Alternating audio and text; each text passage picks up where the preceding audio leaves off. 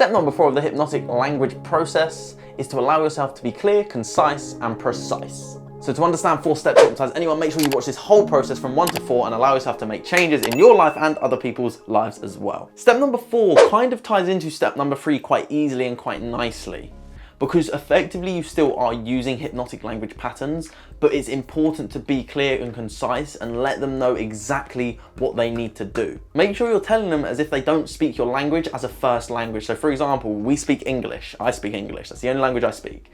If I'm talking to someone, I'm making sure that it's like I'm speaking to someone who has only just learned English, and I'm using simple terminology and I'm using their vocabulary.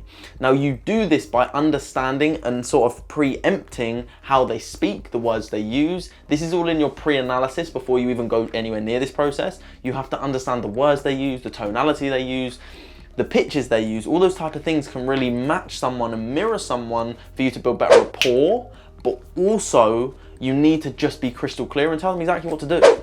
If you want someone's arm to drop down and that will help them relax, tell them exactly that. Don't let them guess it. Don't make them second guess it. Make sure they have clear instructions.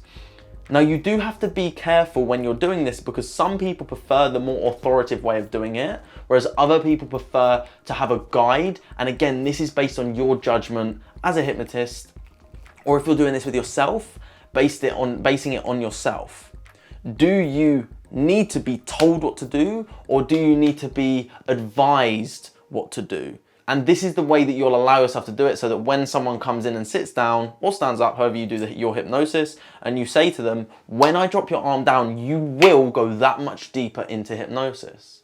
Whereas someone else, you will say, can you feel how much deeper you go into hypnosis when your arm drops down? You're just encouraging it and slowly pushing it rather than telling. Not everyone will react as well as being told versus being guided or explained how to do something. Make sure you use positive reinforcement. Tell them that this is gonna be a wonderful experience for them. As we know, as a hypnotist, some things can happen. Sometimes people can get headaches. We may feel very completely relaxed and dazed.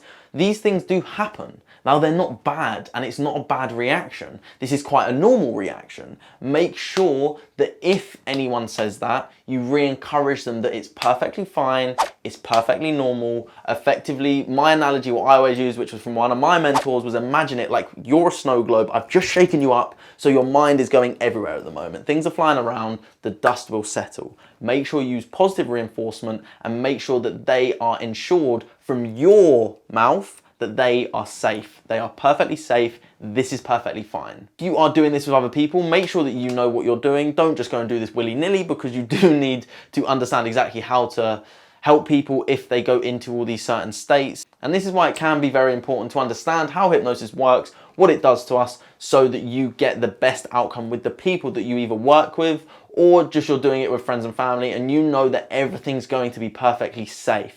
And in this process as well, you can also start to condition people to feel certain emotions, to do certain things whenever anything happens. Whenever I clap my hands, you will relax that much deeper. Whenever I snap my fingers, you will feel that overwhelming sense of relaxation running from the top of your head to the tips of your toes. Again, using that hypnotic language still, being concise and crystal clear of what they are doing and how it's helping them. And I will explain conditioning in another video, so expect my next video to be about conditioning, and watch how I explain how I condition James to feel so relaxed, very easily, very simply in the next video. Rewatch this 4-step process to get best results with yourself, with other people. If you're already a hypnotist, drop me a message. I'd be curious to know what it is that you do. If you're just having to play around with this for yourself, or you do this with other people, please let me know, because I'd love to hear that. But other than that, subscribe.